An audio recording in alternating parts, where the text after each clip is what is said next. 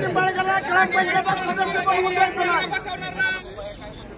एका वाक्यात मी सांगितलं सुरुवातीला. नमस्कार.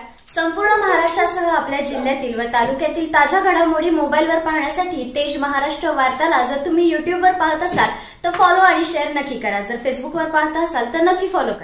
साहेब एका आवाजाने सांगा किल्ला बनवण्यासाठी काय एक तर आपला उमेदवार नाही तर मग उमेदवार नाही दुसरा त्याला मत नाही ते आता नाही तर परत नाही. आपला जो उमेदवार असला तर आता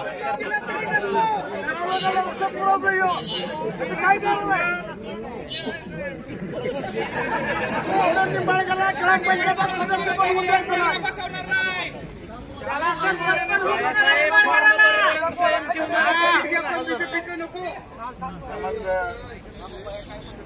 एका वाक्यात मी सांगितलं सुरुवातीला. आपल्याला दोन्ही नेते आपण आदरणीय मोठे दादा रामराजे साहेबांचे जे जे निर्णय घेतील ते आपण सगळ्यांनी पाळायचे.